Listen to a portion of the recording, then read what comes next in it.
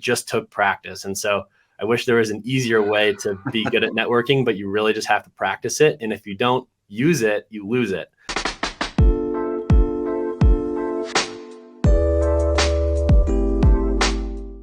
Hey, Rent-to-Retires, it's Adam Schrader here with another episode, joined as usual by the founder and CEO of Rent-to-Retirement, Zach Lemaster. And we are pleased, absolutely pleased to be joined today by another member of the Rent-to-Retirement family, and that is Sam Haack. It's been a while since we've had you on, Sam, so welcome back. Thank you. It's great to see you guys again. Yeah, absolutely. So Sam, for those of you who don't know, he's living in a place that's bit more exciting than Austin, Texas, in my opinion. But he's been out there running real estate and working it. Tell us a little bit about what you've been doing.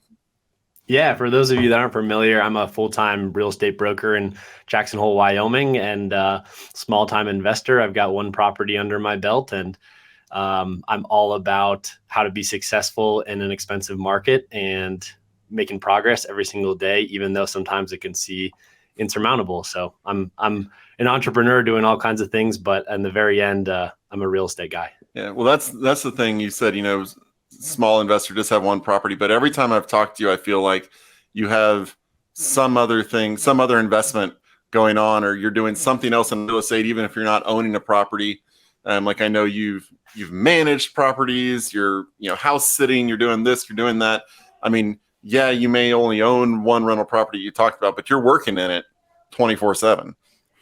Yeah, every time I talk with Sam, I really enjoy, the drive and the motivation, and those are the type of people we love to work with as well, that are out there, like, they're hustling, right? And they're making things happen. It's not about how much your portfolio is. It's like, what actions are you taking to be a creative investor and, further your education and put pieces into place. I mean, there's a lot we want to unpack with you, Sam, about certain creative things you've done and making it work in the Wild West in the expensive market. I mean, you're in Jackson Hole, right? You came out to the Wild West to, guns blazing, to just do everything you possibly can. You have a Turo business. I think you have like 6 luxury cars that you rent out. You have basically, where that's, from what I understand, semi hands off, because you have a person that basically operates that business. We want to hear about that, all the creative things you're doing in real estate, and what you've done. So, I mean, give us just a quick, broad overview of kind of just everything you've dabbled in and kind of the things that you're doing now.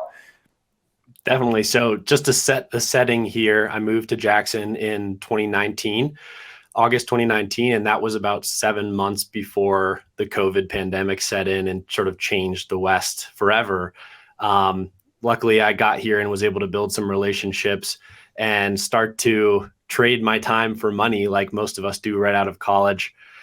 Just grinding away with a few different jobs. I was dog sitting. I was meeting people around town. I was cold calling people and writing letters to real estate people and alumni from my 2 alma maters, and just making my way in the world. Then 2020 rolled around in March, and things totally changed. We saw real estate start to skyrocket. Supply chains were totally messed up. So that meant rental cars weren't available, and with volatility comes opportunity. And so myself and a couple of the connections that I had made started to recognize, how do we make some arbitrage moves here and make some money? And what we came up with was the rental car business, first and foremost, because it wasn't seeming like we could really afford real estate at the time. The average home price was still over $1 million. And we said, how can we get started? So I took my original college car that I'd saved up all of my internship money and purchased with, and I put it on this new platform that was kind of like Airbnb for cars, called Turo. And my very first rental, I rented my Jeep Wrangler out for $250 for the week. And that was something around like $70 a day or something like that. Turned out the first renter was a professional photographer. And so he took amazing photos of the vehicle, and he said, you can feel free to use these on your listing. From there, it just became more and more successful. And with that, the cash flow from the car started to snowball. Now we have 6 vehicles. And with all of that income, was able to purchase my first property outside Jackson in Victor, Idaho. That's awesome. Walk us through the numbers a little bit more on, I mean, you gave us that first week rental of your Jeep, but I mean, basically what I would expect, the reason you're doing this is because you can, I mean, beyond just the simple fact of being able to own multiple vehicles that someone else is paying for, and have those luxury vehicles like this, you're cash flowing on this business, and it allows you to purchase more vehicles and build a fleet. So can you talk a little bit about like more specific numbers on the Turo business? Yeah, definitely. So the good thing first and foremost about cars is that they're an easy collateralized loan from a bank or credit union standpoint. And so they give out car loans pretty easily because they With know little to no money down in many cases too, right? that's right. And yeah, with the car market being volatile as far as supply and demand as well, sometimes they end up with a glut of inventory and they're willing to finance them at 0% or, just really long amortization periods. So that's awesome. And yeah, if you don't pay, they can always come and repo them. So they're seen as not all that risky. We're usually going for the longest term that we can when we can't buy them in cash. They're not that expensive. We're talking about $35,000 to $40,000 average price. And relative to the daily rates that you can get for rentals, that's a pretty amazing cash on cash return. So when we don't have the cash to buy them, but we see a good opportunity, we'll get a 6-year term. And depending on what the rate is, some of them were at 3%, some of them are at 6% now. But we have 3 of them paid off and then 3 of them are financed. And with this active business, if I understand correctly, these cars being a business purchase and expense, do you not get 100% depreciation year one on them? You do. And that was a wonderful thing because one, we buy 4x4s that are, usually close to 6,000 pounds or more. And so, my CPA knows more about this, but yeah, basically they've been able to offset all of my real estate commissions from my sales business to make my tax liability basically zero. Music to my ears. Adam, we got to start a Turo business. So you saw how Zach's mind was like, yeah, cash flow. Wait, hold on. Can't you depreciate that? Yeah. Get rid of taxes? That's huge. I've purchased one business vehicle in my life. It was a work truck, and yeah, it's like 100% write off year one, which is great. But what is for someone that's like listening to this and they're like, hey, this sounds interesting. Maybe they've heard of Turo. Like, walk us through the process of just getting started. Is this as simple as buying a vehicle, putting it on Turo like a house with Airbnb, and then I mean you have to go pick up the guests and drop them off. You need cleaning on the vehicle, right? So let's talk about the business operations and how to get started, just for someone that's interested in this. Definitely. So I'll start from how I started. It was just me. And that's the beautiful thing about Turo and other sharing economy platforms is that they give you all the tools that you need. So first and foremost, you have to find the vehicle if you don't already own it. Do some market research. At a market like Jackson Hole, it's mountain vacation rental area. And so people love Jeeps, 4Runners, Tacomas, pickup trucks, things that are capable throughout all year long that can accommodate skis and camping gear and things like that. So make sure you buy right. And by that, I mean, look up the value of the car on Kelley Blue Book and make sure that you're paying an appropriate price for it. Also get it inspected and make sure you're not going to have a bunch of repairs after you first purchase it. So number 1, acquire the vehicle. Number 2, go ahead and list it on Turo. And it's just as easy as Airbnb or VRBO. They provide every tool that you'll need. So insurance is taken care of through Liberty Mutual with a point-to-point policy, meaning it's a policy that is started at the time of pickup and it ends at the time of drop-off. So you still have your own insurance policy. This is just for that specific rental period for that guest, right? That's correct. Yeah, I still have a policy through Geico for the times that I'm driving it personally to and from the airport, or just when I want to take it and do some recreation myself. So that renting your car out on Turo has not changed your insurance premium just with Geico because there's a separate policy that covers those rentals, or? Yeah, exactly. So they have nothing to do with it. So I'm not using or claiming coverage for that point-to-point use. I think that it's still certainly a cutting edge thing, and there's some gray area depending on what company you use. So I wouldn't go out and say, here, this is what I'm using my car to do, and let them evaluate it. But yeah, if they find out, they may increase your premium or something like that, or they might say you're not covered. But just make sure you go with a company that knows what you're using it for and be very honest about that. Otherwise, you're using the Turo insurance during the trip. Cool. So bought the car appropriately, set it up on Turo. And how does Turo work? Yeah, Turo works kind of just like Airbnb. So the big thing is their fee versus your insurance coverage. And so what I'm currently at is what would be considered the highest risk plan. So they're going to take 10% of every single rental that I do. Um, and so that means I have the highest deductible if something was to go wrong. You can lower your deductible if you give them 20%. You can get a very low deductible or zero if you give them 30%. And I think that's a very fair fee, especially at 10%, because they're providing the full marketing platform online. If someone searches rental cars in Jackson Hole, they have amazing SEO. They're going to pop right up. And we have some of the most competitive rates because we don't have the overhead like a Hertz or Enterprise does, where they have to rent space at the airport and desks and things like that and employees. It's just a peer-to-peer sharing thing, cutting out the middleman. And it's an amazing technology. Man, this makes me think about like when a few years ago when in some of these markets, Airbnbs started to get really aggressive or popular, or even when like the platforms first started and how much that disrupted the hotel industry. And then, and then there's a lot of lobbying and now like, a lot of regulation in place. But I mean, I think it's quite different, obviously, for housing and rental cars to, I don't know that the rental agencies will have much say over this. It's happening, but this is cool. So, okay. So you rent out the car on tour. I mean, but let's talk about the logistics. You have to, and I know you have someone in place to do this for you, but you have to pick up the guest or drop how does the car exchange work and what are the logistical steps? Could you just walk us through a normal rental? Yeah, there's a bit of flexibility in as far as what your offering is. So you have the vehicle and it'll show where it's available to be picked up. If you're a very passive person and you're not trying to maximize revenue and trying to minimize the time you spend on this business, you can say it's available for pickup in my driveway. You have to Uber to come get it. Okay. So that's possible, but that's really going to limit your demand because a lot of people are looking for a rental car that can pick up right from the airport. So of course, that being said, we offer delivery to the airport and we put a competitive delivery fee in there. That's going to be less than to and from with an Uber in Jackson. Ubers are really expensive in Jackson.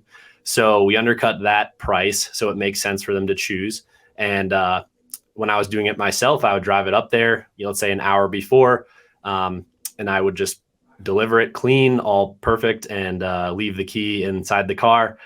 You can also use a lockbox, but Jackson's a really safe market. So sometimes I'll just leave the key inside. The renter comes and picks it up and takes it, drives it around for the week and then drops it off in the same place. And I would get a ride or get an Uber myself if necessary to pick up the car and confirm the rental and then get paid. So it's pretty simple. Basically, you just make sure the car is clean upon delivery and they return it in a similar condition. And there's also no off-roading allowed and things like that. So paperwork is handled through Turo. Do they have like liability release and things like this and rental agreements? Yep. All that kind of digital contracting is handled at the time of booking. Okay. And then, let's Zach's stealing your whole business model here. It's like, I love it. We talked about license plate number, Sam. I know. I saw Sam with a chauffeur hat the other day too. That, he's got a name for himself out there. This stuff is interesting to me. I think we interviewed someone not too long ago about a trailer business, renting out trailers. And it's just like little things like this are super intriguing for me. So we'll get off Turo in a sec, but just real quick, walk us through the numbers of like a typical. You have a fleet of properties, or I'm sorry, cars. So I mean, at this point, like what does the numbers look like? Yeah, a car that the average car is doing around $1,700 a month in revenue after Turo fees. That is, you'll only ever see your net earnings from Turo. They don't tell you what the gross amount paid by the renter is. So it's about $1,700 a month. And then now that I'm not doing it myself, I've hired a guy that's going to take 20% of each rental. So he's really happy about that because he's really passionate about cars and he's handling all this stuff and getting paid pretty well. He's making $1,000 a month himself. And I'm making 5,000 or so in a totally passive business. So the numbers are great. And I think the average payment that we have on the cars are the three that are financed is about $550, $600 a month. So, and what about expenses? Like what's your average net cash flow? Yeah, expenses are the main things are oil change, tire rotations, and Gas. Well, or is the person covering the gas? yeah, the renter's covering all the gas, so that's great. And then you have to factor in your your insurance for all the cars. So the 6 cars that I have, my personal insurance policy is around $300 a month because the mileage is quite low that we're using it for. The main mileage is just being driven during the rentals. So yeah, cash flowing somewhere around $5,000 a month after all expenses. Fantastic. Fantastic. So this is just another example of what you've done. I mean, you built this business, you've built, a small property management business that you're running on your own. I believe you're still doing that. Obviously, you've got a variation of house hacking going on. Tell us about what you're doing in real estate and how you're, building up your portfolio essentially, or your businesses in real estate while living in a place that isn't exactly known to be friendly to real estate investors unless you're going like big time Airbnb, situations. Definitely. So I had a mentor in college when I was working at this property management company where I got my start. And he said, all you have to do is all you have to do is take very small percentages of very large amounts of money. And so to apply that to Jackson, it's if you can't invest in it right away, you should manage it because a management contract on a home that's producing $10,000 a month in income is pretty darn good, And same thing with sales is you're only making 2.5-3% on a sale, but for $5 million, that's a lot of money. And so however you can do that is great. And what I've been able to do is after my original job in Jackson, which was at a bank, just my first job out of college, I started working in property management and built a lot of relationships in these luxury rental homes. So we were doing really well, I think we were charging 35% per rental, full concierge service and caretaking of the home.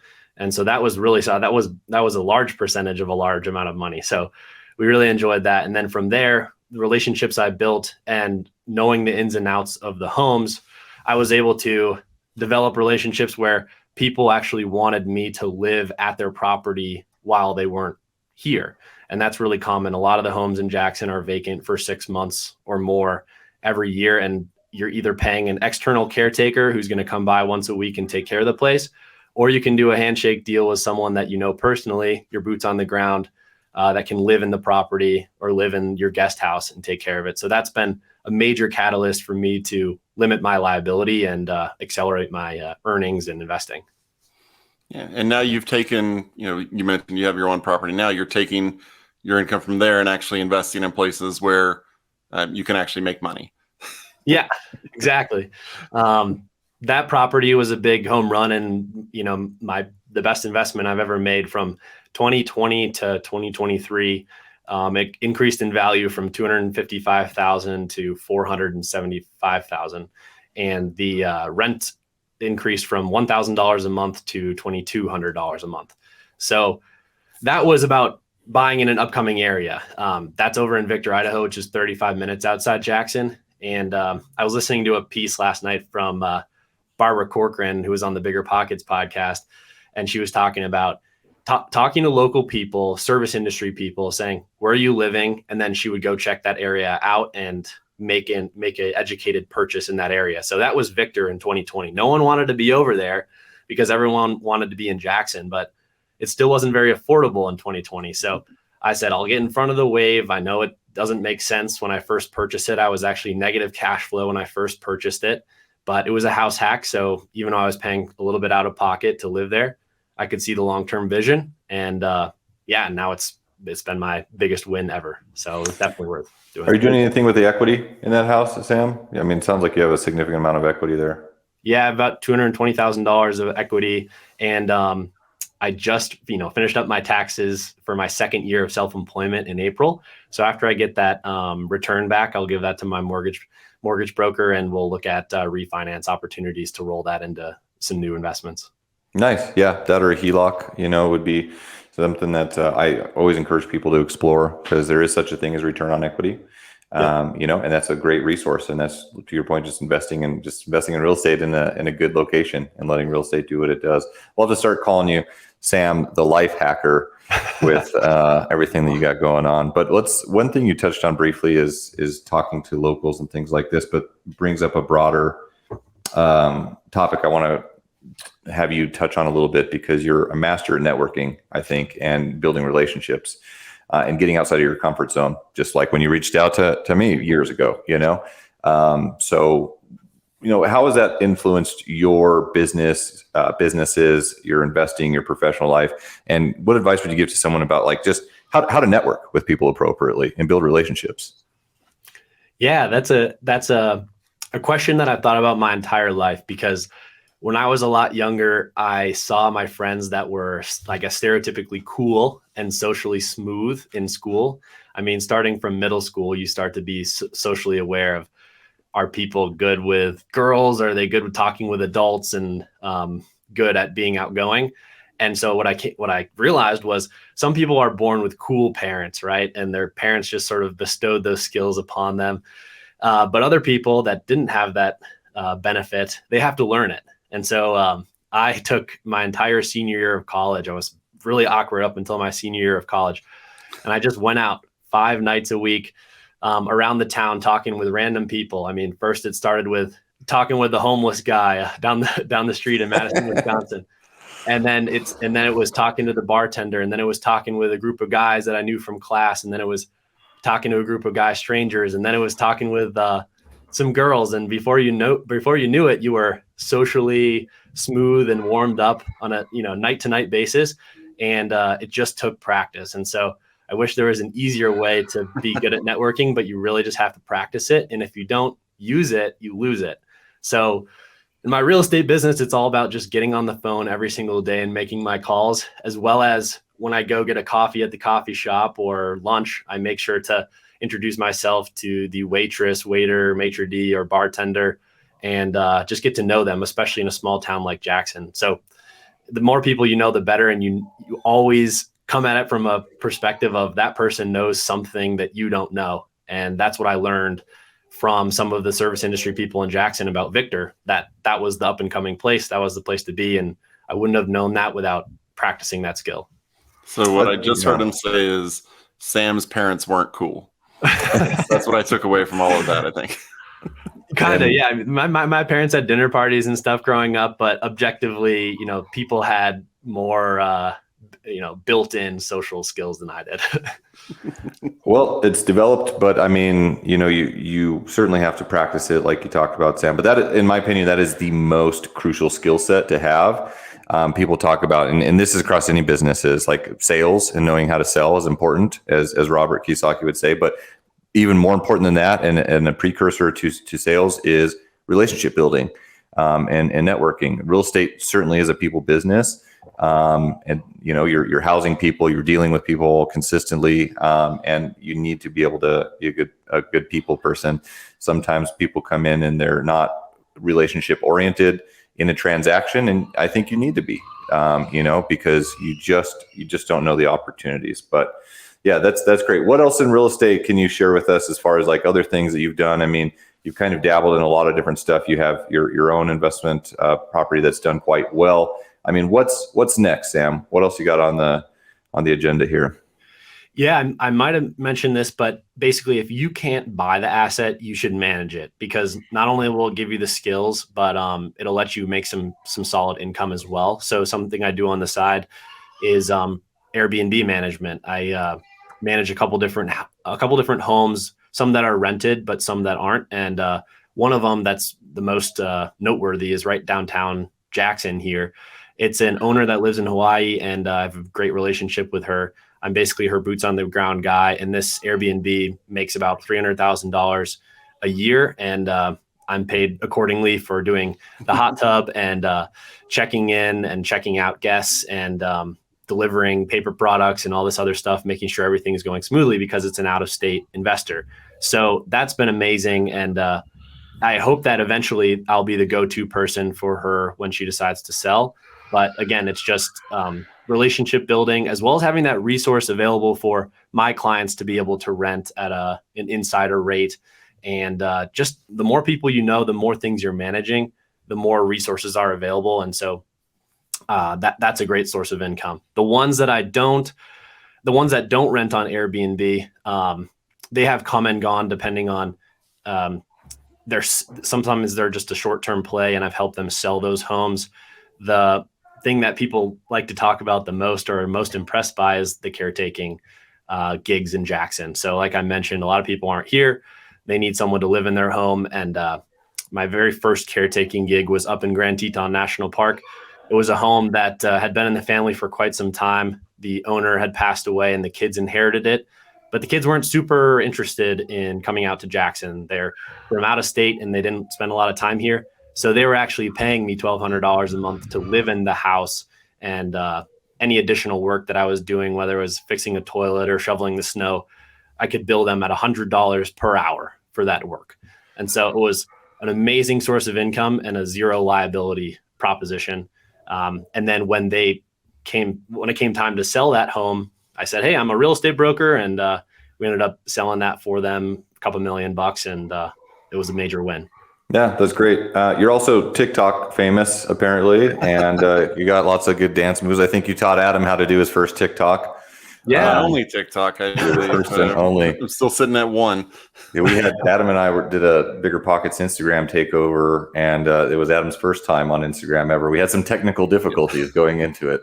I'm very social media friendly. It was a learning experience for me as well. But Sam, another thing that one of the things we talk about is being innovative and being creative. I mean, that's one of the big things that's allowed Sam to really gain traction. Is whenever he was in Austin and we were hanging out, he said, there's a lot of real estate agents here, but they aren't tech savvy.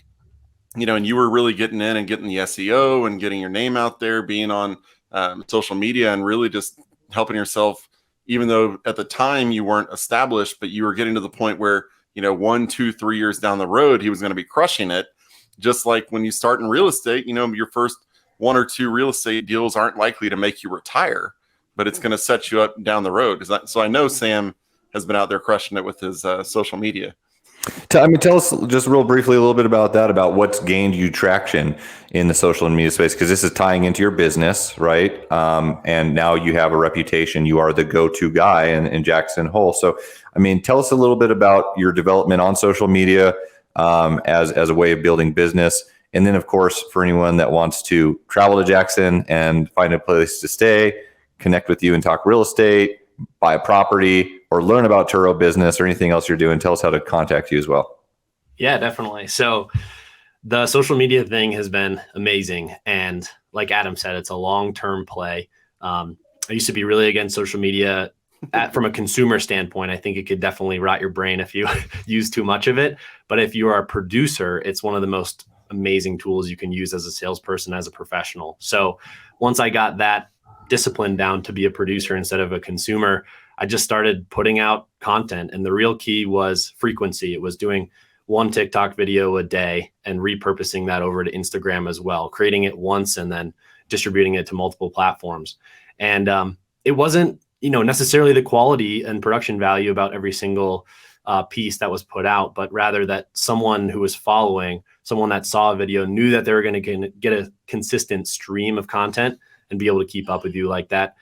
And TikTok really is a game changer because it makes for an environment where people are a lot more open and just able to produce a high volume of content and be themselves. And that seemed very different than Instagram, which has been high production value, very manicured lifestyles and aspirational content. So love TikTok. I think it changed the game. And as Adam said, it was one of these things where I said, okay, a lot of older people that are the owners of current Jackson real estate and even buyers that have the financial ability most likely aren't going to be on TikTok. But I'm a young guy. I'm 26, started making all this media at 25. And so I started connecting with a lot of people that were aspirational buyers, that were entrepreneurs coming up in their industry, or the children of the buyers and sellers of Jackson real estate. So when it came time for their parents to buy or sell, I was getting introductions from their children. And that was really, really cool Not something I really anticipated, but it worked out that way. And yeah, from there, I've just had trouble actually keeping up with the amount of leads generated from TikTok and Instagram. So that's my main focus now. And I'm not able to get a piece of content out every single day now because I'm trying to do more real estate and less media just to service everybody. But yeah, it's been great. So my handles for that across all platforms are at Sam H Real Estate. Very straightforward. And yeah, I'd love to connect with you on there. And it's just all about creating as many channels as possible for people to connect with you on. So I highly recommend it to anyone in real estate, whatever your business is. Yeah, absolutely. Well, Sam, before we take it out here, is there any recommendations you would give to anyone in terms of actually getting started on their real estate investing journey? Yeah, I would say you gotta get in the game. You gotta take some risk because nothing really makes sense when you first buy it, especially in a market like this. No one has a crystal ball. No one can predict the future. But as one of my favorite real estate people ever, Barbara Corcoran, says, if you're not willing to take risk, you just got to get out of the game. Like, it's just, real estate's just not for you. And so work on your self-development first and your risk tolerance before you start to get into the financial side of things, and take some risk. You need it. I love that you said that, Sam, because that is exactly the next podcast Adam and I are talking about is risk analysis.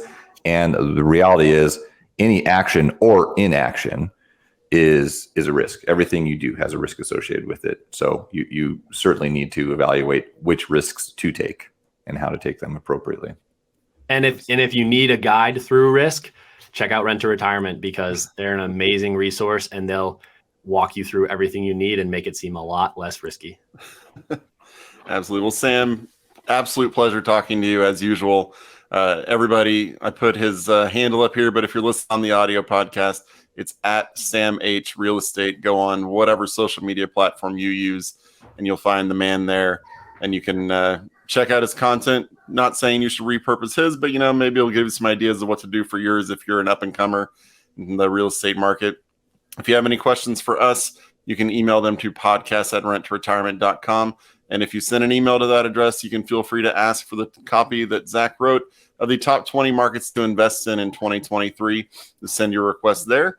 And don't forget, if you leave a podcast review and send a screenshot to the podcast email, we will give you a $10 gift card and enter you in a $500 closing cost credit raffle that we will be having at the beginning of July 2023. We're going to run it July 1st. So really appreciate the time you spent educating yourself today. Check out all of our properties at renttoretirement.com, and we'll talk to you on the next episode. Thanks for watching the Rent to Retirement YouTube channel. Check out some of our other videos, like this one, or this one here.